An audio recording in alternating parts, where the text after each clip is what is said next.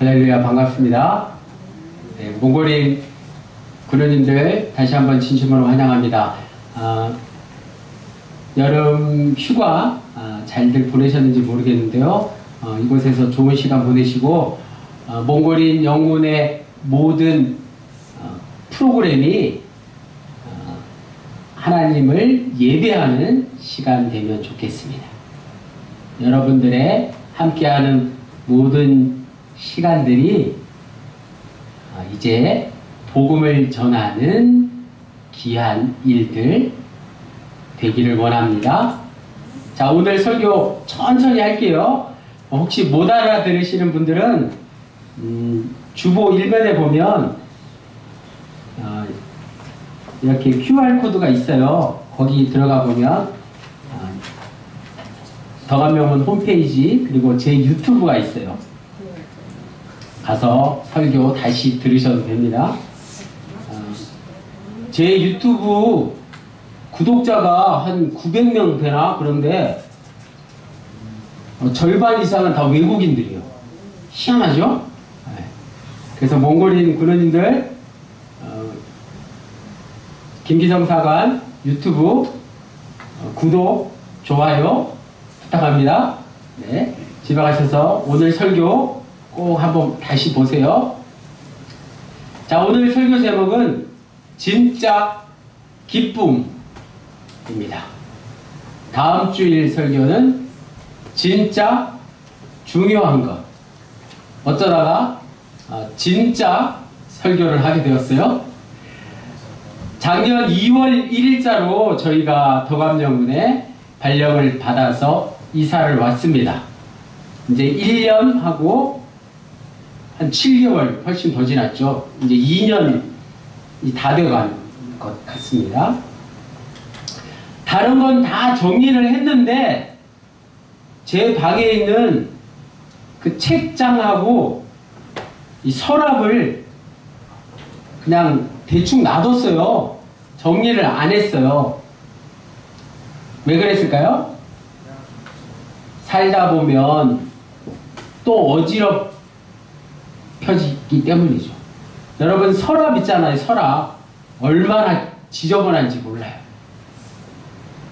누구나 내가 아끼는 물건을 어디에 두었는지 잘 모르면 정말 답답합니다. 그래서 요즘 영인이 어디 갔어? 영인이는 다이소에 자주 가는 것 같아요. 사고 또 사고. 금방 샀는데 어디 뒀는지 몰라서 다이소 가서 또 사잖아요. 저는 언젠가 우연히 책장에 꼽힌 책을 펼쳐보다가 빳빳한 10,000원짜리, 50,000원짜리 새돈을 발견한 적도 있습니다.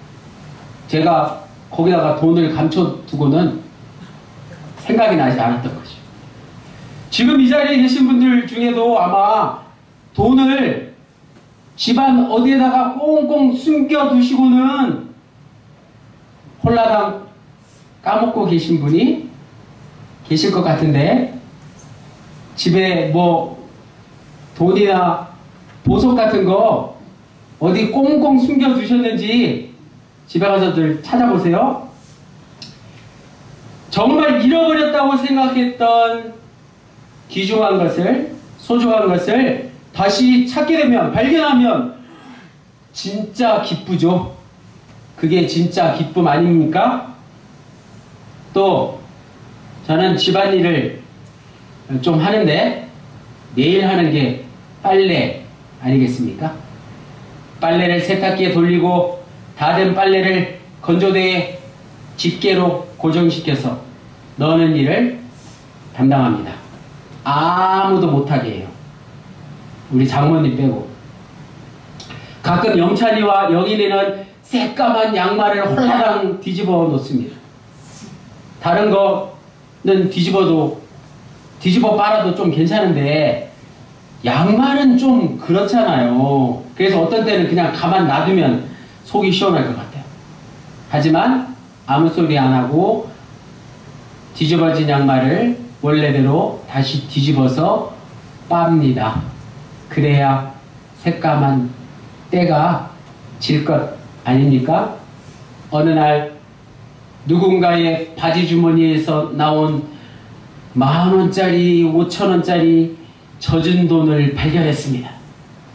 뜻밖의 득템을 했는데 저는 그 돈을 고스란히 주인에게 돌려줬습니다. 잃어버린 돈을 되찾은 기쁨이 얼마나 큰지를 잘 알고 있기 때문이죠. 걱정하지 마십시오. 건조대에 가지런히 빨래를 다 걸고 나면 저는 그 자체만으로도 만족합니다. 제 마음에 기쁨이 넘칩니다. 빨래를 다 마쳐야지 오늘 하루를 잘 마쳤다는 안도감에 잠자리에 들 수 있습니다. 오늘 우리가 읽은 본문 누가복음 15장 1절에서 10절까지 구석에는 잃어버린 소중한 것을 찾는 이의 마음이 잘 담겨 있습니다. 잃어버린 것을 찾는 이의 마음이 오늘 설교의 핵심입니다. 4절에서 6절까지 한 마리의 잃어버린 양을 찾는 이와 그리고 8절에서 9절까지 하루치 품삯인 잃어버린 드라크마, 잃어버린 동전 한 입을 찾는 이의 마음이 어떠한지를 우리에게 잘 보여줍니다. 즉 잃어버린 양 한 마리와 잃어버린 드라크마 하나를 찾는 이의 마음은 누구의 마음일까요? 죄인을 찾는 하나님의 마음이라는 것이죠.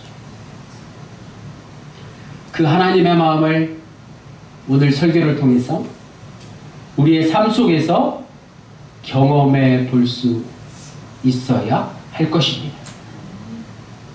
이 이야기들은 단지 잃어버린 물건을 찾는 데서 끝나지 않고 함께 모여 식사하며 잔치를 벌이는 데까지 나아갑니다.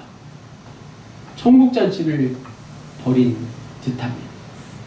왜냐하면 이 이야기의 시작을 보세요. 1절에서 3절까지 바리새인들과 서기관들이 예수님께서 세리와 죄인들과 함께 어울려 식사하시는 것을 비판한 데에 대한 대답으로 말씀하신 이야기이기 때문입니다.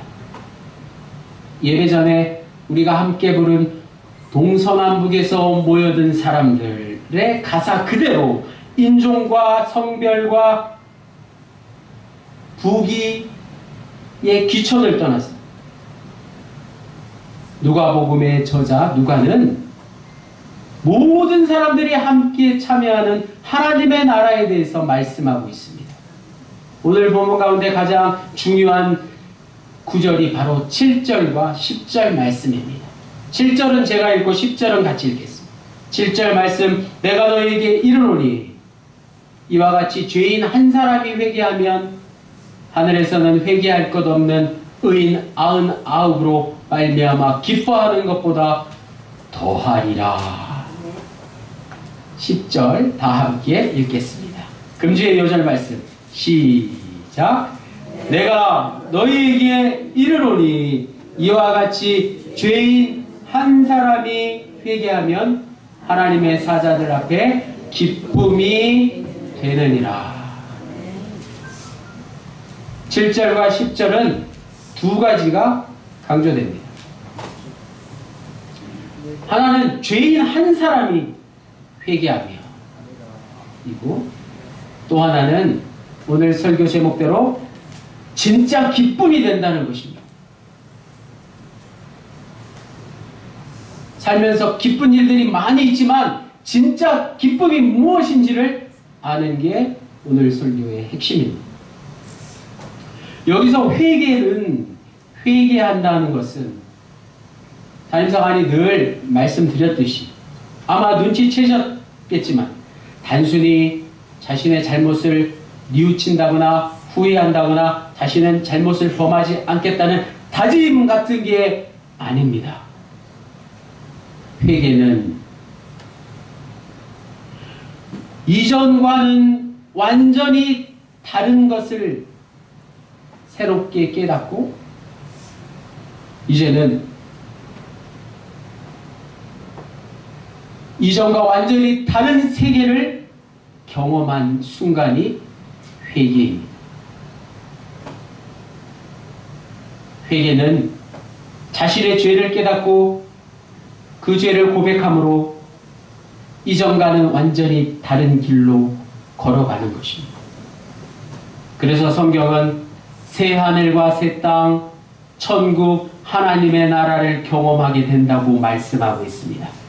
진정한 회개는 진짜 기쁨을 맛보는 것이라고 말씀드릴 수 있습니다.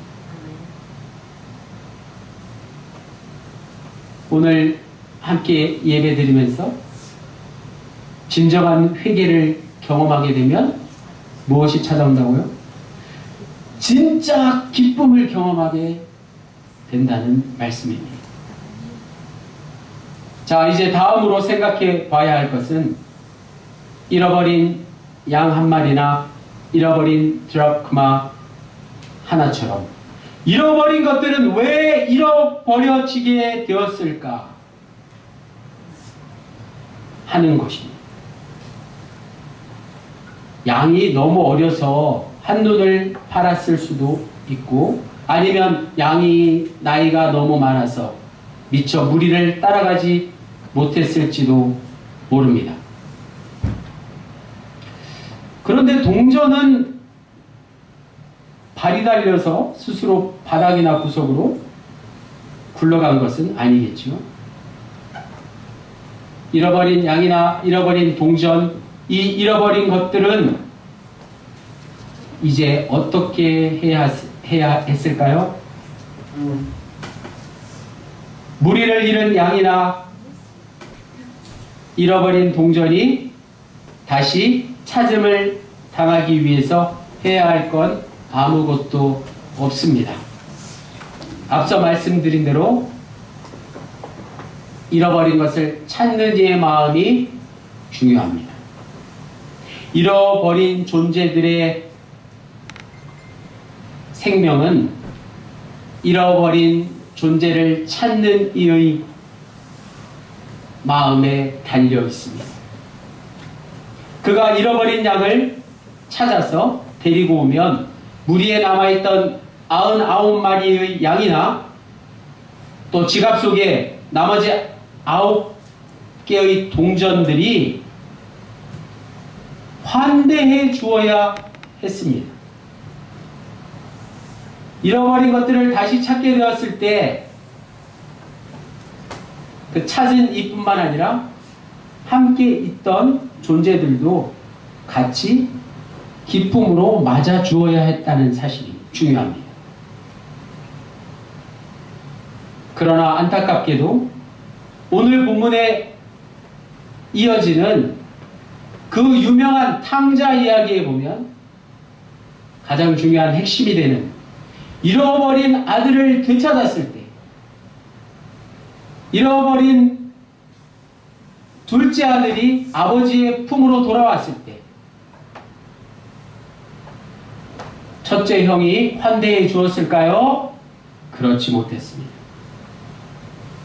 탕자 이야기에서 형은 동생보다 동생의 회개 못지않게 환대해 주었어야 하는데 그렇지 못했습니다.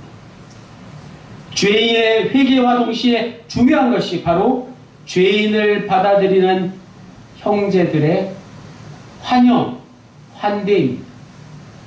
우리가 잘 모르는 사람, 또 좀 거북한 사람들을 환영하고 환대해야 할 이유가 바로 이것입니다.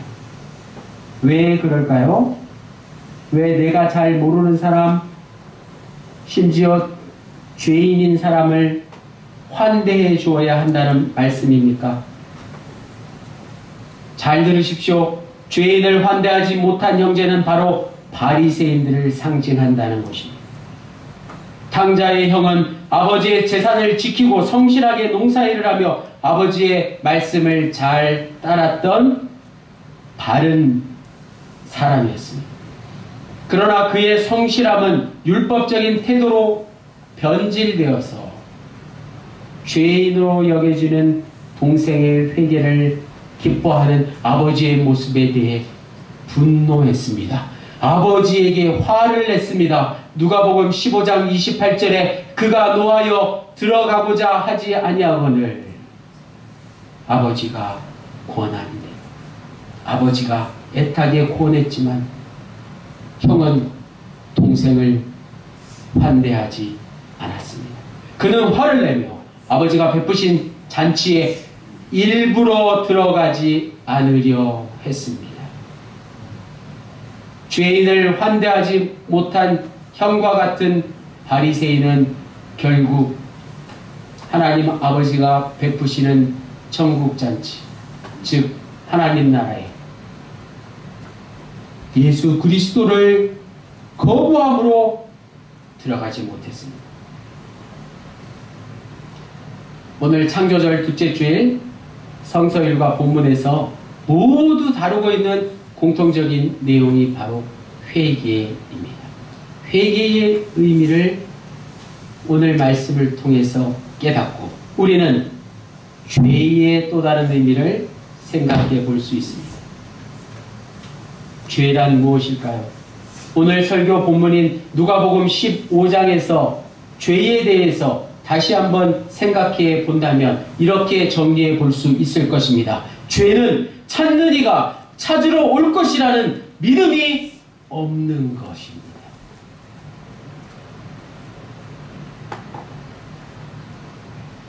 무리를 이탈한 양이 마주하는 죄는 점점 빛을 잃은 하늘과 사막의 추위와 들짐승의 울음소리 속에서 자신은 곧 죽게 될 거라고 포기하는 마음일 것입니다. 내 인생이 다 했구나, 나는 아무 할 일이 없구나, 외롭고 쓸쓸하구나 하는 절망감이 죄라는 말씀입니다. 타국에서 나는 너무 힘들고 지치고 피곤하고 내 주위에 아무도 나를 도와주지 않는구나 하는 포기감, 그런 마음이 죄일 수 있습니다. 잃어버린 동전이 마주하는 죄는 기존에 있던 곳에서 10개의 드라크마, 10개의 동전들을 만나지 못한 채, 하나 되지 못한 채, 다시 9개의 동전과 제외하지 못한 채 어딘가에 틀어박혀서 일평생 먼지와 뒤엉켜 지낼지도 모른다는 두려움일 것입니다.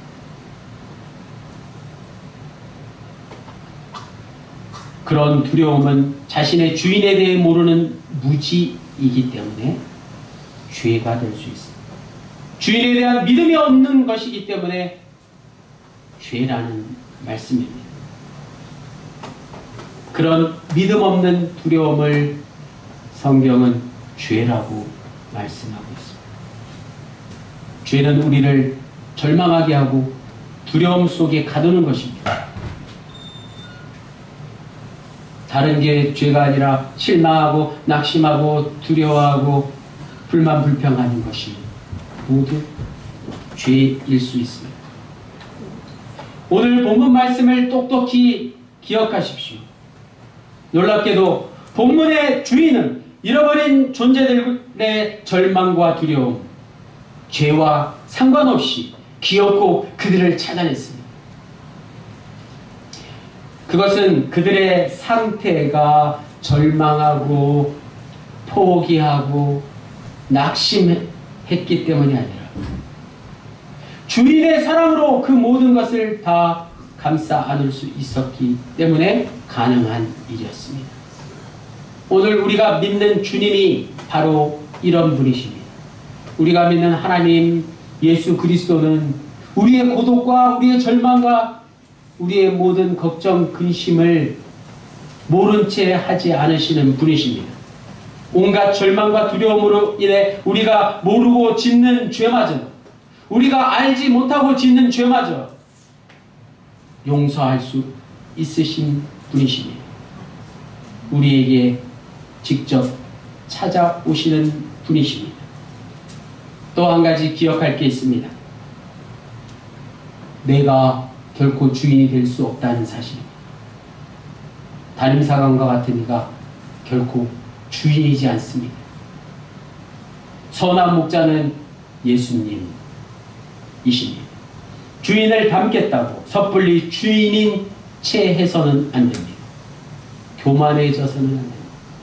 잃어버린 한 영혼을 찾겠다고 상대방에 대한 배려 없이 비상식적으로 벌이는 무례한 행위는 경계해야 할 대상입니다. 스스로 잃어버렸다고 느끼는 이들과 그러한 자들을 찾는 모든 이들에게 주님의 평화가 동시에 깃들기를 우리는 기도해야 할 것입니다. 오늘은 창조절 둘째 주일, 저 사막에 한 그룹 푸르른 나무를 심은 이의 마음을 느껴보십시오. 창조절은 단지 심각한 지구 환경 문제를 생각만 하는 주일이 아닐 것입니다. 생명을 위협하고 파괴하는 무리가 가득한 오늘 이 시대에 우리는 언제라도 죽음이 아닌 생명을 선택하며 죽음의 길이 아닌 생명의 길로 나서야 합니다. 오늘 우리에게 죽음이 아닌 생명을 찾는 마음이 가득해야 할 것입니다. 그리스도인은 왜 하찮은 생명까지도 소중히 여겨야 하는 것일까요? 엊그제 구역예배 때 우리가 함께 읽은 잠언서 12장 말씀에서 저는 우연히 답을 찾아보았습니다. 잠언 12장을 읽은 이유는 그날이 12일이었기 때문에 그래요. 9월 12일. 잠언서는 총 31장이니까 하루에 한 장씩 날짜별로 읽으면 좋습니다. 잠언 12장 28절 말씀, 공의로운 길에 생명이 있나니 그 길에는 사망이 없느니라. 죽을 수밖에 없는 인생을 생명으로 인도하신 이가 바로 하나님이십니다. 주님은 우리가 가야 할 죽음의 길을 영원한 생명으로 인도하셨습니다. 하나님은 우리의 슬픔을 기쁨으로 바꿔주셨습니다. 슬픔을 기쁨으로 바꿔주셨으니 그것이야말로 진짜 기쁨이지 않겠습니까? 언제 죽을지 모르는 우리의 인생살이이지만 하루하루 사는 게 슬픔이 아니라 기쁨이라는 것을 깨닫게 된다면 그것이야말로 진짜 기쁨입니다.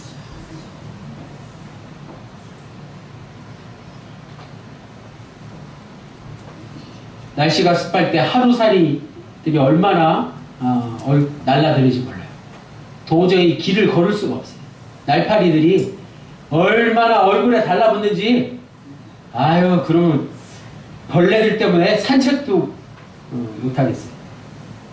하루살이는 하루 산다고 결코 슬퍼하지 않습니다. 하루살이에게 배울 수 있는 게 그것 아니겠습니까? 어떻게든 뭐 좀 먹어보겠다고 달라드는 그 하루살이의 인생을 우리는 결코 무시할 수 없습니다. 하찮은 생명까지도 소중히 여길 수 있는 마음이 진짜 기쁨이 넘치는 마음 아니겠습니까? 사랑하는 도감영문의 군우님들, 오늘 이 자리에 함께 하신 몽골 군우님들, 잘 알아들으셨는지 모르겠어요. 진짜 기쁨이 어디 있습니까? 타향살이, 또 힘든 노동을 하면서 진짜 기쁨을 느낄 수 있는 비결이 여기 있습니다. 생각해 보니까 그동안 우리에게 기쁨이었던 일들은 모두 잠시뿐이었습니다. 우리가 기쁨이라고 생각했던 거, 맛있는 거 먹고 좋은 데 놀러 가고 뭐 그런 것들, 잠시 기쁨이었을지 모릅니다. 그러나 이제 우리는 잠시뿐인 기쁨이 아닌 영원한 기쁨을 누릴 수 있는 비결을 알게 되었습니다. 그게 무엇인가요? 인간의 기쁨은 점점 더 편하고 자극적이고 쾌락적인 것을 추구하지만 진짜 기쁨은 오늘 본문에 나오는 찾는 이의 마음에서 나온다는 사실입니다. 집에 돌아가셔서 꽁꽁 숨겨두었던 가장 소중한 것, 어디에 두었는지 모르는 것들 다 찾아보십시오. 그것을 발견했을 때의 기쁨이 진짜 기쁨이라는 사실을 오늘 깨달을 수 있기를 원합니다.